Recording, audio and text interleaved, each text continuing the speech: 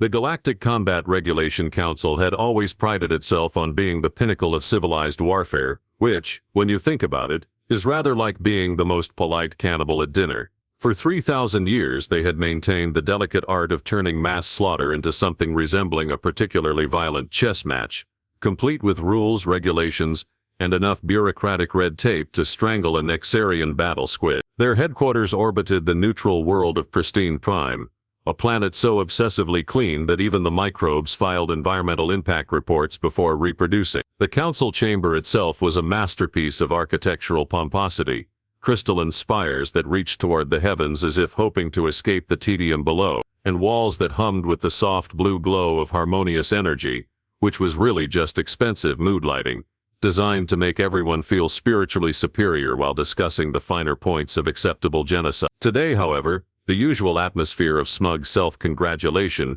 had curdled into something far more delicious: absolute moral outrage. The kind that made righteous beings puff up like indignant pufferfish, complete with the intellectual equivalent of poisonous spine. High Arbiter Vexthalon of the Ethereal Conclave, a species that had evolved beyond the need for physical form, and now existed as sentient clouds of superiority complex, floated at the head of the chamber, his gaseous form practically vibrating with indignation. Around him, representatives from 47 different species had gathered, each more appalled than the last. It was like a convention of pearl clutchers, if pearl clutchers had tentacles, exoskeletons, and the ability to shoot acid from their emotional glands. 17 violations, Vexthalon announced, his voice carrying the weight of someone who had never personally held a weapon but had written extensively about their proper use. 17 separate and distinct breaches of the sacred combat protocols, committed by a single species in a single engagement. A collective gasp rippled through the chamber, though calling it a gasp was generous, considering that half the assembled beings breathed meth. 3 species absorbed nutrients through their skin, and one particularly evolved delegation had transcended the need for respiration entirely, and now sustained themselves on pure intellectual satisfaction. Ambassador Krillnox of the Precision Alliance, whose species had turned warfare into such an exact science that they scheduled bathroom breaks during battles, clicked his mandibles in a rhythm that roughly translated to, "I am so shocked I might molt prematurely." His people had been fighting wars for the past millennium with the efficiency of a bureaucratic office, everything filed in triplicate, all casualties properly documented, and absolutely no deviation from approved tactical procedures. These humans, he chittered, the very word tasting like something unpleasant in his speech organs. They used psychological warfare. Psychological warfare, against beings who had clearly indicated their mental states were off limits per Section 840. Across the chamber, Fleet Matron Zylfara of the Honor Sworn, whose warrior culture had spent centuries perfecting the art of dying beautifully in battle, rustled her ceremonial war plumes in a display that could only be described as deeply disturbed. Her species had developed combat into a form of interpretive dance, deadly, yes, but with proper choreography and an appreciation for aesthetic violence that would make ancient gladiators weep with joy. They refused single combat challenges, she trilled in harmonics that made the universal translator work overtime. When our champions stepped forward for honorable dueling, these barbarians simply shot them, from a distance, with projectile weapons, while hiding behind rocks, squealed Representative Blip of the Crystal Mines, his silicon-based form literally resonating with horror. They used terrain features as tactical advantages, without filing the proper geographical usage permit. The complaints continued to cascade through the chamber like a waterfall of wounded dignity. The humans had apparently committed such heinous acts as arriving at battle early, pre-engagement, temporal violation, bringing more ammunition than their opponents expected, resource asymmetry transgression, using coordinated team tactics instead of individual heroics, collective action disorder, and perhaps most shocking of all, actually trying to win quickly, rather than engage in the traditional months-long siege protocols that gave everyone time to compose proper battle poetry. High Arbiter Vexthalon let the outrage build to a crescendo before reforming his gaseous shape into something resembling attention. "The evidence is overwhelming," he declared, his voice carrying across the chamber with all the authority of someone who had never been punched in what might generously be called a face. These humans have demonstrated a complete disregard for the fundamental principles that separate civilized warfare from mere brutality. The word hung in the air like a bad smell, which was particularly impressive considering that 3 of the species present had no olfactory organs, and 2 others found the scent of moral superiority absolutely intoxicating. Minister Kalthpos of the Lawkeeper, whose people had evolved from apex predators, but had since discovered that prosecuting other apex predators was far more satisfying than eating them, unfolded a document that seemed to contain more legal terminology than several small civilizations had words. The charges, he announced with the satisfaction of someone about to ruin everyone's day, include but are not limited to excessive efficiency in combat operations, failure to maintain proper battlefield etiquette, unauthorized innovation of tactical procedure, and most seriously disregard for the fundamental right to dignified destruction. And what? Interjected Counselor Nimthel of the Gentle Extinction Society, whose species had perfected the art of killing enemies so politely that victims often thanked them afterward. Do these humans have to say for themselves? As if summoned by cosmic irony, the chamber's communication array chirped with an incoming transmission. The holographic display shimmered to life, revealing a human face that looked remarkably unconcerned for someone whose species was about to be charged with crimes against civilized warfare. "Greetings," the human said, offering what appeared to be a friendly expression, though several species in the chamber immediately marked it as a threat display. "We received your invitation to discuss recent tactical disagreements. We'll be along shortly to clear up any misunderstanding." The transmission ended, leaving the council chamber in the kind of silence typically reserved for funeral ceremonies or tax audits. The humans were coming, and judging by the complete lack of groveling in their response, they either didn't understand the gravity of their situation, or, and this was somehow more disturbing, they simply didn't care. High Arbiter Vexthalon condensed his form into what might have been a nod. "Then let them come," he declared with all the confidence of someone who had never encountered a species that treated warfare regulations as mere suggestions. Let them attempt to justify their barbarism before the accumulated wisdom of galactic civilization. Around the chamber, the assembled representatives murmured agreement, their various forms of communication creating a symphony of righteous anticipation. They would show these upstart humans what happened when you broke the rules that kept warfare civilized. After all, what could possibly go wrong? The human delegation arrived with all the pomp and circumstance of a maintenance crew showing up to fix a broken air conditioner. No ceremonial guards, no floating platforms crackling with energy, no dramatic music that made everyone feel like they were about to witness something historically significant. Just 3 humans in what appeared to be standard issue clothing, walking through the council chamber doors like they were attending a particularly boring business meeting. The lead representative, a woman whose unremarkable appearance somehow made her more intimidating than if she'd covered in battle scars and wielding a plasma cannon, took her position at the defendant's podium with the casual confidence of someone who had never read the instruction manual but was pretty sure they could figure things out as they went along. High Arbiter Vexthalon reformed his gaseous shape into what might charitably be called attention-getting, though it looked more like cosmic indigestion. "You stand accused," he began, his voice trembling with the moral authority of 3,000 years of proper protocol, of 17 distinct violations of the sacred combat protocols, as ratified by the Galactic Combat Regulation Council in standard. The human representative nodded politely, as if she'd just been informed that it might rain later. "Noted," she said, pulling out what appeared to be a simple tablet device. Several council members immediately began analyzing it for hidden weapons systems.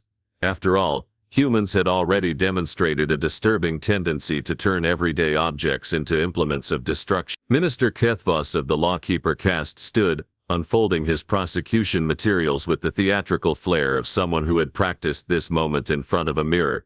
"The evidence," he announced, "is both overwhelming and disturbing. Exhibit A. Battlefield footage from the Kepler 4442 engagement, where human forces committed Temporal Protocol Violation 1, arriving at the battlefield before the agreed-upon ceremonial start time. The holographic display showed human soldiers taking defensive positions while their opponents were still performing pre-battle rituals. The footage was damning, if you considered being punctual a war crime. They were supposed to wait," chittered Ambassador Krillnox, his mandibles clicking with indignation. The Precision Alliance ceremonial challenge hymns take precisely 47 minutes and 32 seconds to complete.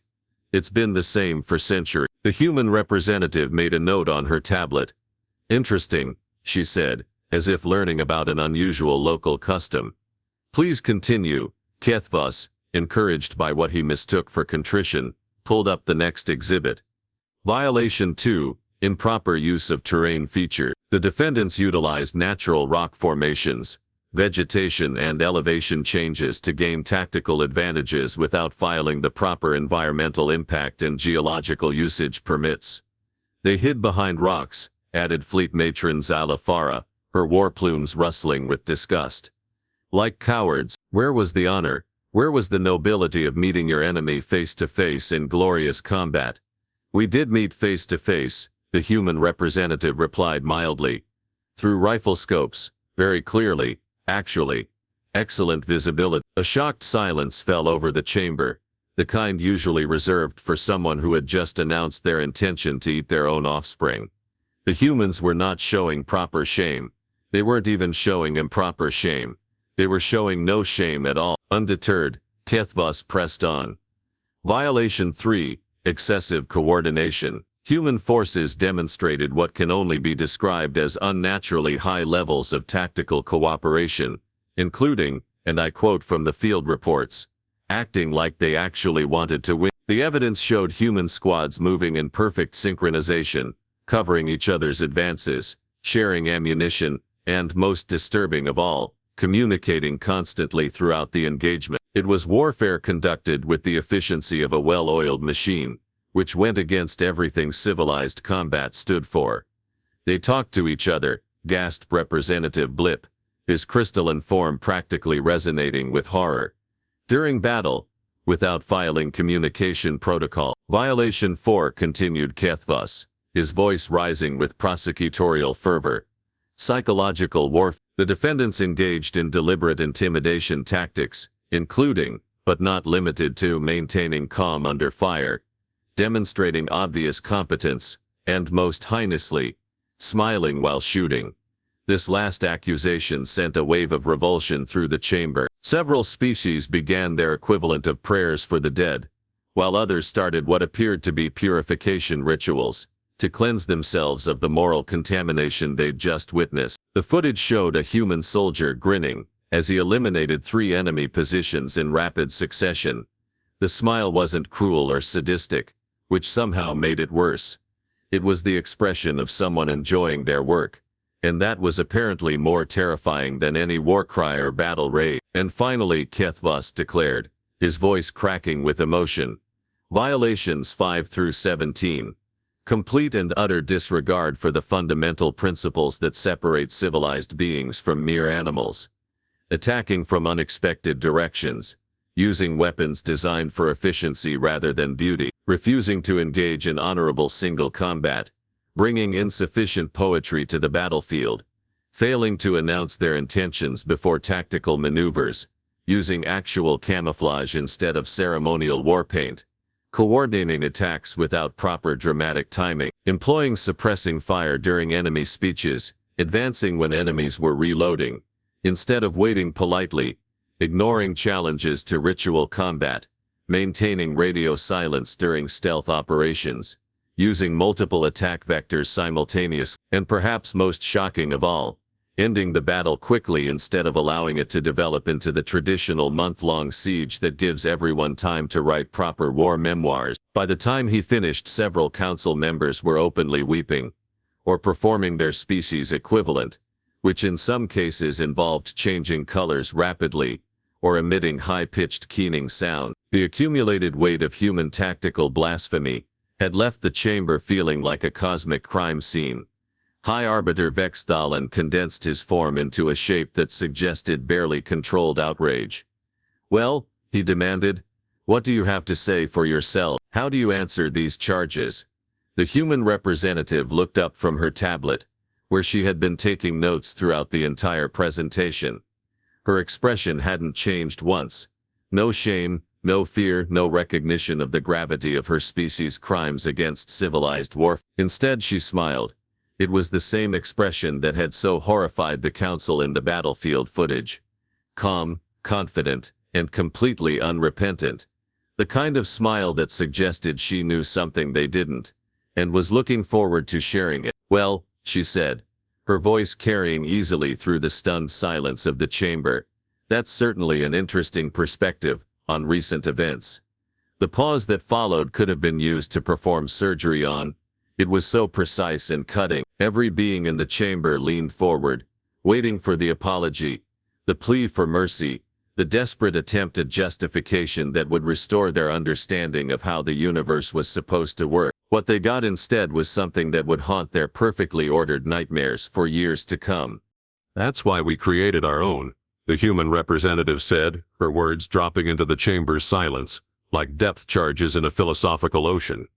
The statement hung there, innocent and terrible, while 47 different species tried to process what they had just heard. It was the kind of sentence that seemed simple on the surface but carried implications that could reshape entire worldviews, assuming those worldviews were fragile enough to begin with, which, as it turned out, they absolutely were. High Arbiter Vexthalan's gaseous form underwent what could only be described as a cosmic double-take, condensing and expanding in patterns that roughly translated to "I'm sorry, what now?" in several dead languages. "Created your own what exactly?" "Combat regulations," the human replied, as if explaining that water was wet to someone who had spent their entire life in a desert. "You seem so attached to your rules, and they look so quaint. We figured it would be rude to interfere with your traditions, so we developed our own system." The words hit the chamber like a philosophical freight train carrying a cargo of existential dread. Minister Krathos, who had been basking in the glow of his apparently ironclad prosecution, suddenly felt the legal ground shifting beneath his feet like quicksand made of bureaucratic nightmare fuel. But the sacred combat protocols are universal," he stammered, his carefully prepared arguments beginning to crumble like cookies in a cosmic blender. "They apply to all species, all civilized species, anyway." The human consulted her tablet with the casual interest of someone checking the weather. "That's fascinating. When exactly did Earth sign those accords?" The silence that followed was so profound that it achieved its own gravitational field. Somewhere in the back of the chamber, a chronometer ticked with the patience of entropy itself, marking off seconds that felt like geological ages. Ambassador Krillnox began a clicking pattern that roughly translated to "oh, digestive fluids," while his exoskeleton started the kind of color changes typically associated with either deep embarrassment or impending molt. "Well, obviously, when your species achieved faster than light travel, you were automatically what?" the human asked, her tone maintaining the same helpful curiosity one might use when asking for directions to the bathroom. "Conscripted into your legal system." "That's an interesting approach to jurisprudence. Very presumptuous." Fleet matron Zalafara's war plumes began rustling in patterns that her species typically reserved for moments of profound spiritual crisis. "But surely you understand that civilized beings must follow civilized protocol. It's what separates us from mere beasts." "Beasts," the human mused, making another note. "Is that what you call efficient warfare? How wonderfully revealing." She looked up from her tablet with that same calm smile that had been terrorizing the council since her arrival. "Tell me, how many casualties did your forces suffer in the Kepler 442 engagement?" The question struck the chamber like a meteor made of uncomfortable reality. Various representatives began shuffling through their own records, their movements suggesting the kind of reluctant math that accountants did when auditing their own mistakes. "Well," Krathos began, his voice carrying the uncertainty of someone who had just realized he might have brought a legal brief to a philosophical gunfight. "The Honor Sworn lost approximately 60% of their force. The Precision Alliance suffered 43% casualty, and the Gentle Extinction Society experienced what they prefer to call therapeutic population reduction of roughly 55%. And human casualties?" the representative asked, though her expression suggested she already knew the answer. The silence returned, this time bringing friends, awkward pause, uncomfortable realization, and their cousin dawning horror. 12 wounded, Krillnox finally admitted, his voice barely above a whisper. "No fatalities, 12 wounded out of how many engaged?" 300. The human made another note, nodding as if this confirmed something she had suspected all along. Fascinating. So your civilized combat protocols resulted in massive casualties for everyone except the species that ignored them entirely. Have you considered that there might be a design flaw in your system? Representative Blip's crystalline structure began resonating at frequencies that suggested either deep thought or an impending explosion. But the honor, the tradition, the beautiful complexity of properly conducted warfare, beauty, the human repeated, as if tasting an exotic flavor. You prioritize aesthetic appeal over effectiveness. You've turned survival into performance art. She paused, letting this sink in. That's certainly one approach. High Arbiter Vexthalon attempted to regain control of the situation, his gaseous form expanding into something that might have been authoritative if it weren't quite so obviously desperate. Regardless of your unorthodox perspective, you still engaged in combat within our space, against species who were operating under established protocols. Your space. The human's eyebrow performed a movement that could have been taught in universities as a masterclass in subtle skepticism. I'm sorry, I must have missed the no humans allowed signs. Were they written in a frequency we can't perceive, or did you just forget to put them up? The protocols exist for a reason. Zalafara protested, her plumes now displaying colors that didn't exist in most species' visual spectrum. Without rules, warfare becomes mere slaughter. Whereas with your rules, the human observed, warfare becomes elaborate suicide with extra steps. She gestured toward the casualty figures still displayed on the chamber's screen. Your protocols seem designed to ensure maximum suffering for all participants.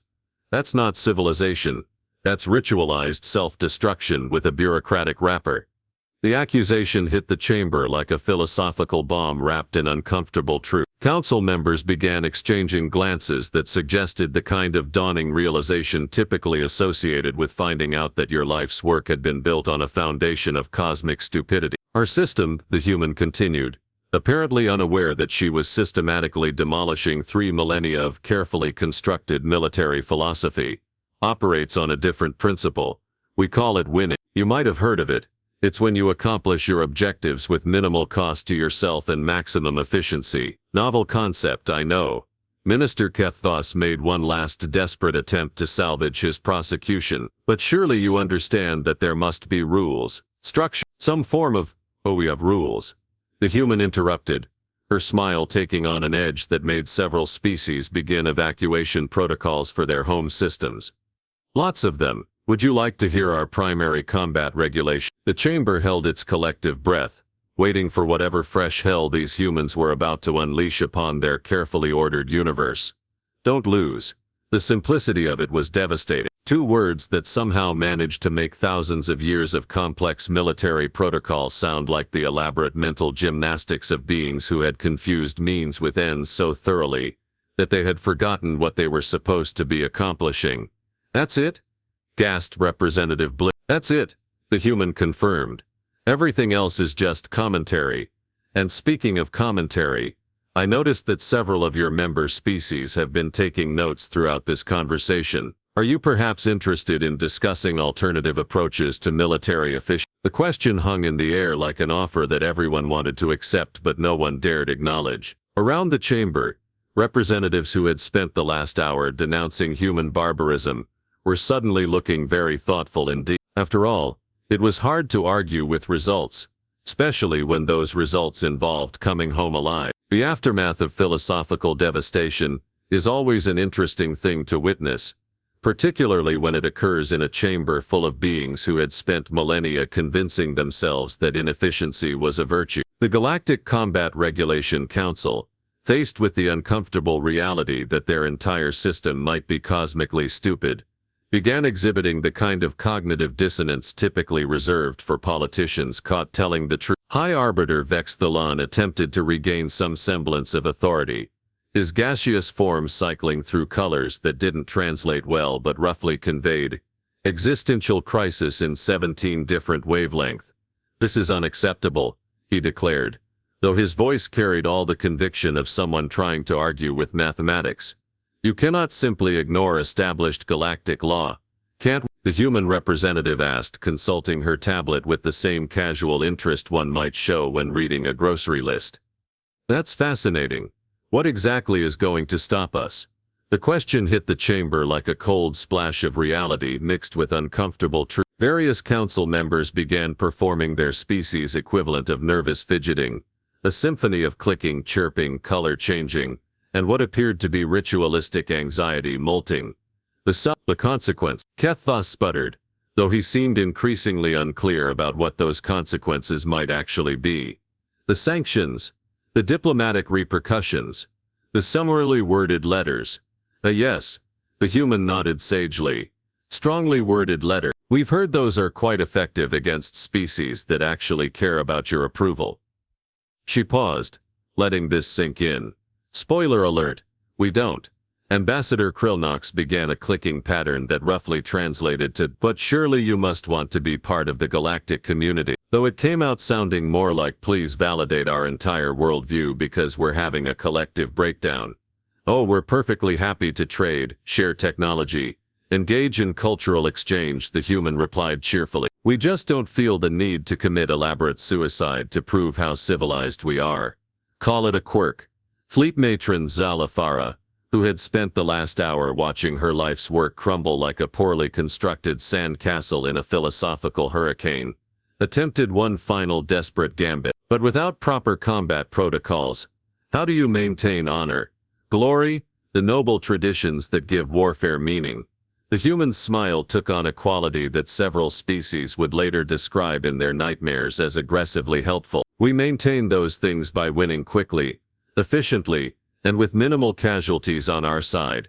Turns out, living warriors can accumulate quite a lot more honor than dead ones. Who knew? The logic was so simple, so devastatingly obvious, that it struck the assembled representatives like a meteor made of compressed common sense. Around the chamber, beings who had spent centuries perfecting the art of beautiful death began experiencing what could only be described as aggressive enlightenment. Representative Blip's crystalline form began resonating at frequencies that suggested either deep philosophical breakthrough or catastrophic structural failure. You're saying that effectiveness is more important than tradition? I'm saying, the human replied gently, that traditions that get you killed might need some revision. But hey, that's just our perspective. You're welcome to continue doing things your way. The offer hung in the air like a challenge wrapped in silk. And suddenly every being in the chamber was doing rapid mental calculations about their species' average life expectancy during military engagement. Minister Keththos, whose prosecutorial confidence had evaporated like water on a hot plasma core, found himself asking a question that would have been unthinkable an hour earlier. Hypothetically speaking, if a species were interested in learning about these alternative approaches to combat effectiveness, would such information be available? Hypothetically, the human's expression could have powered a small moon with pure smugness. Well, we do occasionally offer consulting service, for appropriate compensation of course. Can't give away trade secrets for free. That would violate our own regulations about maintaining competitive. The word compensation sent a different kind of ripple through the chamber. The kind that suggested beings frantically calculating what they might be willing to trade for the secret of not dying horribly in every military engagement. What sort of compensation? Asked Fleet Matron Zalafara, her war plumes displaying colors that roughly translated to desperate curiosity mixed with wounded pride. Oh, the usual, the human said airily. Technology transfers, resource access, favorable trade agreement. Maybe some of those lovely crystalline formations from the Precision Alliance worlds. We hear they make excellent optical components for targeting systems. Krillnox's mandibles began clicking in patterns that suggested mathematical calculations involving survival rates versus diplomatic dignity. And in exchange for such hypothetical compensation, what might one hypothetically learn? Hypothetically, how to accomplish military objectives without turning every engagement into a memorial service planning committee. The human's tablet chimed soft. Oh, and speaking of which, I'm getting reports that several of your member species have been quietly updating their military doctrines based on observations from recent engagements. Fascinating how quickly traditions can evolve when survival is involved. High Arbiter Vexthalon's form underwent what could only be described as a cosmic sputter. That's possible. The sacred combat protocols have been unchanged for 3,000 years. had been unchanged, the human corrected with the gentle precision of someone pointing out that the building was in fact on fire. Amazing how recent battlefield footage can inspire sudden doctrinal flexibility. It's almost like your species are intelligent enough to recognize effective tactics when they see them. The revelation that their own member species were already quietly abandoning the protocols hit the council like a philosophical asteroid. Around the chamber, representatives began exhibiting the kind of behavior typically associated with realizing that everyone else had already figured out the secret you'd been desperately protecting. Vexthalan struggled to find words adequate to express his outrage at the rapid collapse of everything he held dear. Evolution, the humans supplied helpfully. It's a natural process. Species adapt or become footnotes in other species' history books. We prefer being the ones writing the books. Representative Blip's resonance reached frequencies that caused several other beings to begin spontaneous meditation rituals. So you're saying that your approach to warfare is simply... I'm saying our approach to warfare is designed to let us continue having approaches to other things afterward. The human replied, warfare isn't an art form or a spiritual exercise. It's a problem-solving tool, and the most elegant solution to any military problem is the one that leaves you alive to solve the next one. The chamber fell into a silence so profound that it achieved its own philosophical gravity. 3,000 years of carefully constructed military tradition hung in the balance, weighed against the uncomfortable truth that effectiveness might actually matter more than elegance. Finally, High Arbiter Vexthalan reformed his gaseous shape into what might charitably be called acceptance of inevitable reality.